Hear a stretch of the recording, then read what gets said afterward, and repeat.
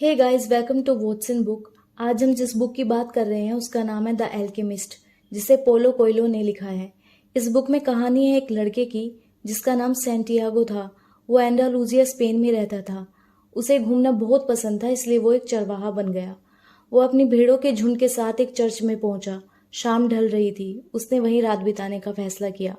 उसने अपनी जैकेट से फर्श को साफ किया और जो बुक उसने अभी अभी पढ़कर खत्म की थी उसे तकिए की तरह इस्तेमाल कर लेट गया और अपने मन में कहा, अब से मुझे मोटी किताबें पढ़नी होंगी। वे लंबे समय तक चलती हैं और उनके तकिए भी ज्यादा आरामदायक होते हैं।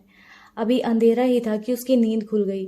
उसने फिर से वही सपना देखा था जो एक हफ्ते पहले देखा था, और एक बार फिर उसका सपना पूरे होने से पहले ही उसकी नींद खुल गई थी। उसने अपनी भेड़ों को जगाया और सफर शुरू कर दिया। वो अक्सर अपनी भेड़ों से बातें किया करता था, लेकिन कुछ दिन से वो एक ही बात कर रहा था, एक लड़की के बारे में जो उस गांव के दुकानदार की बेटी थी जहां वो 4 दिन बाद पहुंचने वाला था। उसके पास एक जैकेट थी, एक बुक थी जिसके बदले में वो दूसरी बुक खरीद सकता था, और भेड़ों का एक झुंड था। इस दौरान वो उस लड़की के बारे में ही सोच रहा था जिससे मिले उसे 1 साल हो गया था कि वो उसे क्या क्या बताएगा। लड़के के माता पिता चाहते थे कि वो एक प्रीस्ट बने, लेकिन वो एक गडरिया बन गया क्योंकि उसकी ख्वाहिश थी दुनिया को जानने की। सूरज की ओर देखते हुए उसने हिसाब लगाया कि दोपहर से पहले वो उस गांव यानी टेरिफा में पहुंच जाएगा। उसे अचानक याद आया कि टेरिफा में एक बुढ़िया है जो सपनों को पढ़ना जानती है। वो उससे मिलने के लिए गया। उस औरत ने कहा, मुझे अपने सपने के बारे में बताओ। सपने में मैंने देखा कि मैं अपनी भेड़ों के साथ एक चारागाह में हूँ। तब एक बच्ची आई और उसने मेरा हाथ पकड़ा और मुझे मिस्र के पिरामिडों पर ले गई। फिर उसने मुझसे कहा, अगर तुम यहाँ आओगे तो तुम्हें यहाँ पर एक छुपा हुआ खजाना मिलेगा। कुछ देर चुप रहने के बाद औरत ने कहा, मैं तुमसे कोई फीस नहीं लूंगी, लेकिन अगर तुम्हें वो खजाना मिल गया तो मैं उसका 10वां हिस्सा लूंगी। लड़के ने कहा, ठीक है, मुझे इस सपने के बारे में समझाओ। तुम्हें मिस्र के पिरामिडों पर जाना चाहिए। वहां तुम्हें खजाना मिलेगा जो तुम्हें अमीर बना देगा। लड़के को थोड़ी चिढ़ हुई। उसने सोचा, इस औरत ने मुझे कुछ खास नहीं बताया है और शायद यह सच भी ना हो। उसने फैसला कर लिया कि वह आगे से किसी भी सपने पर विश्वास नहीं करेगा। उसने बाजार जाकर कुछ खाया, अपनी बुक के बदले एक मोटी सी बुक ली और जो नई वाइन उसने खरीदी थी उसे चखने के लिए चौक की बेंच पर जाकर बैठ गया। उसने सोचा कि वह सूरज ढलने का इंतजार करेगा। इसके बाद ही वो अपनी भेड़ों के झुंड को लेकर मैदानों को पार करेगा। अब से 3 दिन बाद वो दुकानदार की बेटी के साथ होगा। वो किताब पढ़ने लगा जो उसने खरीदी थी। तभी एक आदमी आकर उसकी साइड में बैठ गया। उसने अजीब से कपड़े पहन रखे थे और उससे बातचीत करने की कोशिश करने लगा। उसने लड़के से कहा, वह थका हुआ है और प्यासा है, और फिर उसने लड़के की वाइन की बोतल से एक घूंट पीने के लिए कहा। लड़के ने इस उम्मीद से अपनी बोतल बूढ़े के आगे कर दी कि शायद इसके बाद वो उसे अकेला छोड़ देगा, लेकिन बूढ़ा उससे बात करना चाहता था। उसने लड़के से उस बुक के बारे में पूछा जो वो पढ़ रहा था। लड़के ने वो बुक बूढ़े को पकड़ा दी। लड़के ने पूछा, आप कहाँ रहते हैं? मैं सालेम का रहने वाला हूँ। आप सालेम में क्या करते हैं? बूढ़ा थोड़ा हंसा और बोला, मैं सालेम का राजा हूँ। लड़के ने सोचा, लोग भी अजीबोगरीब बात करते हैं। मेरा नाम मिल्की जेडेक है। बूढ़े ने कहा, मुझे मेरी किताब दो, मुझे जाना है। अपनी भेड़ों को इकट्ठा करके आगे की यात्रा पर निकलना है। बूढ़े ने कहा, मुझे अपनी भेड़ों का 10वां हिस्सा दे दो तो मैं तुम्हें बताऊंगा कि तुम छुपे हुए खजाने को कैसे हासिल कर सकते हो। लड़के ने सोचा कि यह बूढ़ा आदमी शायद उस औरत का पति होगा और जिस सपने का कोई मतलब भी नहीं है उसके बारे में बताकर मुझसे पैसे ऐंठने की कोशिश कर रहा है। लेकिन बूढ़े आदमी ने अपनी ज्ञान की बातों से उसे मना लिया और उससे कहा, अगर तुम अपने खजाने के बारे में जानना चाहते हो तो तुम्हें अपनी भेड़ों का 10वां हिस्सा मुझे देना होगा। फिर वो वहां से चला गया। लड़का सोच में पड़ गया। उसे अपनी भेड़ों और खजानों में से किसी एक को चुनना था, और वो दुकानदार की बेटी उसके लिए ज्यादा इम्पोर्टेंट नहीं थी क्योंकि वो तो शायद उसे भूल भी चुकी होगी। अगले दिन दोपहर में लड़का उस बूढ़े से मिला। वो अपने साथ 6 भेड़ें लेकर आया था। उसने बूढ़े से कहा, मुझे आश्चर्य है, मेरे दोस्त ने मेरी सारी भेड़ें तुरंत खरीद ली। बूढ़े ने कहा, हाँ, क्योंकि एक ऐसी ताकत है जो चाहती है तुम अपनी मंजिल तक पहुंचो। परमेश्वर ने हर किसी के लिए एक रास्ता तैयार किया हुआ है। तुम्हें सिर्फ संकेतों को पढ़ना है जो उसने तुम्हारे लिए छोड़े हैं। बूढ़े ने एक काला और एक सफेद रत्न निकालकर उसे दिया। काले का मतलब है हाँ और सफेद का मतलब है नहीं। जब तुम्हें संकेतों को पढ़ने में मुश्किल आएगी तो ये उन्हें पढ़ने में तुम्हारी मदद करेंगे। ऐसे सवाल करना जिसका जवाब हाँ या ना में हो। लड़के ने वे रत्न अपने थैले में रख लिए और बूढ़ा अपनी भेड़ें लेकर वहां से चला गया। सैंटियागो एक बार में गया जहां उसकी मुलाकात एक अरबी लड़के से हुई। सैंटियागो ने उससे कहा कि मुझे पिरामिडों पर जाना है, क्या तुम मेरे गाइड बनोगे और मुझे वहां ले चलोगे? अरबी लड़के ने कहा, हाँ, लेकिन इसमें बहुत खर्चा होगा। सैंटियागो ने अपने सारे पैसे उसे दे दिए। हम कल तक पिरामिडों पर पहुंच सकते हैं, लेकिन इसके लिए पहले मुझे 2 ऊंट खरीदने होंगे। वे एक बाजार पहुंचे। सैंटियागो की नजरें अरबी लड़के पर ही थी, क्योंकि उसका सारा पैसा उसी के पास था।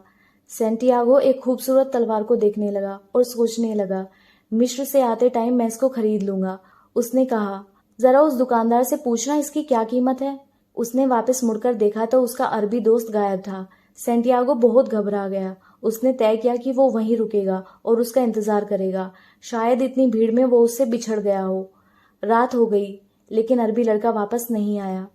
उसने सवाल किया, क्या बूढ़े आदमी का आशीर्वाद अभी भी मेरे साथ है? और अपने थैले में हाथ देकर एक रत्न निकाला जो काले रंग का था।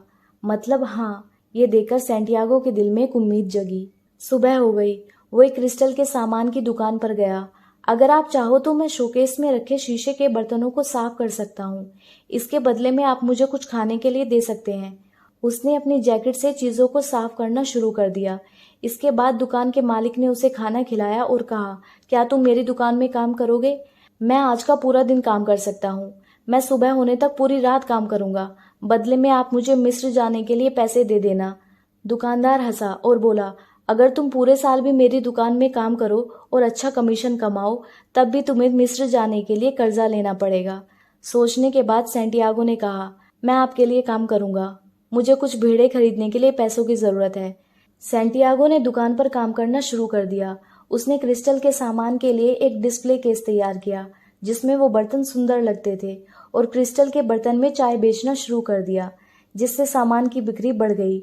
लगभग 1 साल काम करने के बाद उसके पास इतना पैसा हो गया था कि 120 भेड़े और वापसी का टिकट खरीद सकता था और अपने देश के लिए अफ्रीका से सामान इंपोर्ट करने का लाइसेंस हासिल कर सकता था। सैंटियागो ने कहा, आज मैं निकल रहा हूँ, क्या आप मुझे आशीर्वाद देंगे? दुकानदार ने कहा, आपने मेरी मदद की है, मुझे तुम पर नाज है। लड़के ने अपना सामान उठाया जिसमें उसका वह गडरिये वाला थैला भी था। उसमें दोनों रत्न भी थे। उन्हें हाथ में लेते ही उसे उस बूढ़े की याद आ गई और वो सोचने लगा, मैं गडरिया बनने के लिए तो कभी भी वापस जा सकता हूँ, लेकिन शायद मुझे मिस्र के पिरामिडों पर जाने का दूसरा मौका फिर कभी नहीं मिलेगा। तो जब सैंटियागो ने सुना कि सहारा डेजर्ट पार करके एक कारवा यानी एक ग्रुप इजिप्ट जा रहा है, तो वो भी उनके साथ चल दिया। इस कारवा में सैंटियागो की मुलाकात एक इंग्लिशमैन से हुई जो एक एल्केमिस्ट को ढूंढने जा रहा था। उसने कहा, एल्केमिस्ट किसी भी मेटल को सोने में बदल सकता है। सैंटियागो ने इंग्लिशमैन को बताया कि मैं खजाने की खोज में जा रहा हूँ। उन दोनों की दोस्ती हो गई क्योंकि दोनों भविष्य सूचक संकेतों पर विश्वास करते थे और दोनों अपनी मंजिल को पाने के लिए जा रहे थे। सैंटियागो और इंग्लिशमैन के बीच ज्यादा बातें नहीं होती थी क्योंकि इंग्लिशमैन अक्सर अपनी बुक्स में बिजी रहता था। एक रात इंग्लिशमैन और सैंटियागो बैठे हुए थे। एक आदमी उनके पास भागता हुआ आया और बोला, कबीलों के बीच जंग छिड़ गई है। कारवां में डर का माहौल छा गया, लेकिन वापस जाना पॉसिबल नहीं था।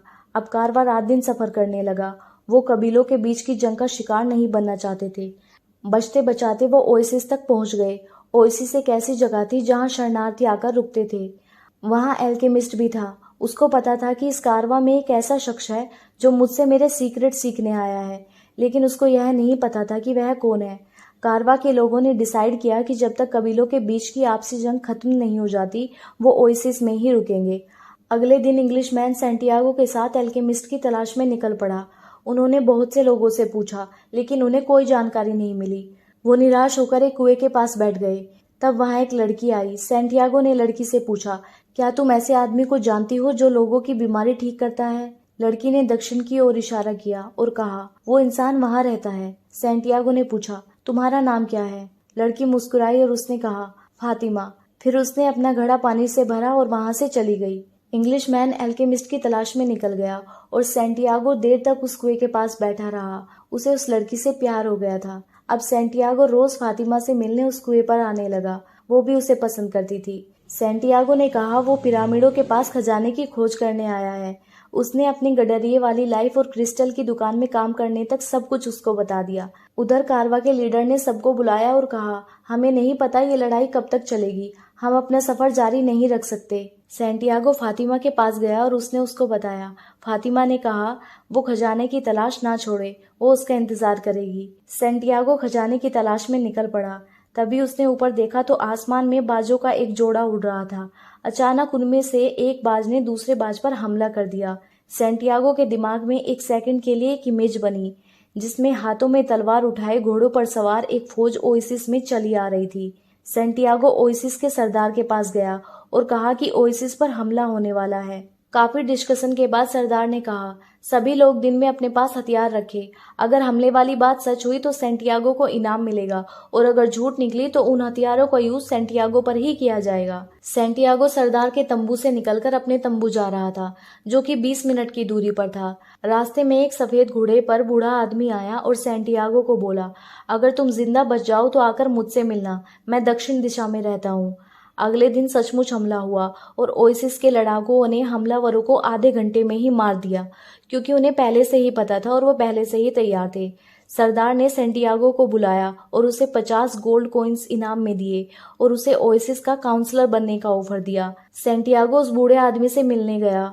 वो एल्केमिस्ट था। सैंटियागो ने पूछा, आप मुझसे क्यों मिलना चाहते थे? एल्केमिस्ट ने कहा, क्योंकि तुम अपनी नियति की खोज में निकले हो और तुम्हें मेरी मदद की जरूरत पड़ेगी। उसने सैंटियागो को खजाना ढूंढने के लिए पिरामिड जाने को कहा। सैंटियागो ने कहा, लेकिन मेरे पास अब खजाना है, मेरे पास फातिमा है, बहुत सारा सोना है और ऊंट है। एल्केमिस्ट ने कहा, लेकिन ये सब तुम्हें पिरामिडों से तो नहीं मिला है, इसलिए इसे खजाना नहीं कहा जा सकता। अपना ऊंट बेच दो और कल सुबह एक घोड़े को लेकर मेरे साथ आओ। अगली सुबह दोनों रेगिस्तान को पार करने के लिए निकल पड़े। उसे फातिमा की याद आ रही थी, लेकिन एल्केमिस्ट ने कहा कि अगर तुम्हारे भाग्य में उसका प्यार होगा तो वो तुम्हें जरूर मिल जाएगी। रेगिस्तान में कुछ दिन सफर करने के बाद एक कबीले वालों ने जासूसी के इल्जाम में उन दोनों को बंदी बना लिया। एल्केमिस्ट ने कबीले के राजा को कहा कि वो जासूस नहीं है, वो तो बस मुसाफिर है, और सैंटियागो के बारे में कहा कि वो एक एल्केमिस्ट है, वो अपने आप को हवा में बदल सकता है। ऐसा करने के लिए उसे 3 दिन लगेंगे। कबीले के राजा ने कहा कि अगर यह लड़का ऐसा नहीं कर पाया तो तुम दोनों को अपनी जान से हाथ धोना पड़ेगा। सैंटियागो डर गया और उसने एल्केमिस्ट से कहा, हम दोनों मारे जाएंगे, ऐसा करना इम्पॉसिबल है। एल्केमिस्ट ने कहा, अगर तुमने ऐसा नहीं किया तो तुम मारे जाओगे, क्योंकि मैं तो ऐसा कर सकता हूँ। ये दुनिया परमेश्वर का सिर्फ वो पहलू है जो दिखाई देता है, और एल्केमिस्ट का तो काम ही यही है कि वो अपने फिजिकल वर्ल्ड को स्पिरिचुअल वर्ल्ड से जोड़ ले। मरने और फेल होने का डर अपने अंदर से निकाल दो, तुम ये आसानी से कर सकते हो। 3 दिन बाद सैंटियागो तूफान लाने में सफल हो गया और ये सब देख कबीले वाले डर गए और उन दोनों को छोड़ दिया। चलते चलते वो एक मठ में पहुंच गए। एल्केमिस्ट ने सैंटियागो को कुछ मेटल के टुकड़ों से सोना बना कर दिया और कहा कि आगे का रास्ता उसे अकेले ही तय करना है। इसके बाद सैंटियागो अकेले ही पिरामिड की तरफ चल पड़ा और आखिरकार वो पिरामिडों तक पहुंच ही गया। उसकी आंखों से खुशी के मारे आंसू छलक पड़े। उसने वहीं खोदना शुरू कर दिया। तभी वहां 2 लोग आए और उन्होंने सैंटियागो से पूछा कि तुम यहाँ क्या छुपा रहे हो? सैंटियागो ने कहा, कुछ भी नहीं। उन्होंने उसके थैले की तलाशी ली और उसमें से सोना ले लिया, और उन्होंने सोचा कि इसके पास शायद और भी सोना है जो इसने जमीन में छुपा रखा है। उन्होंने लड़के को कहा, यहाँ खोदते रहो। जब सूरज निकल आया तो उन्होंने लड़के को पीटना शुरू कर दिया। सैंटियागो ने कहा, मुझे एक सपना आया था कि यहाँ खजाना है और मैं उसकी खोज कर रहा हूँ। उन दोनों के लीडर ने सैंटियागो से कहा, इंसान को इतना बेवकूफ नहीं होना चाहिए। 2 साल पहले ठीक इसी जगह मुझे भी एक सपना बार बार आया था। सपने में मैंने देखा कि मुझे स्पेन के चर्च में, जहाँ एक चरवाहा और उसकी भेड़ें सोती है, वहाँ खजाना मिलेगा। लेकिन मैं इतना बेवकूफ नहीं था कि एक सपने की वजह से पूरा रेगिस्तान पार करता। और वे चले गए। सैंटियागो उठा और मुस्कुराया, क्योंकि अब उसे पता था कि खजाना कहाँ है। वो वापस स्पेन आया और चर्च में खुदाई की। वहां उसे खजाना मिल गया, और जैसा कि उसने उस बूढ़ी औरत को 10वां हिस्सा देने का वादा किया था, उसने दे दिया, और फिर वो फातिमा के पास चला गया। तो दोस्तों, यहाँ ये कहानी खत्म होती है, और इस कहानी से 4 बातें हैं जो हमें सीखनी चाहिए।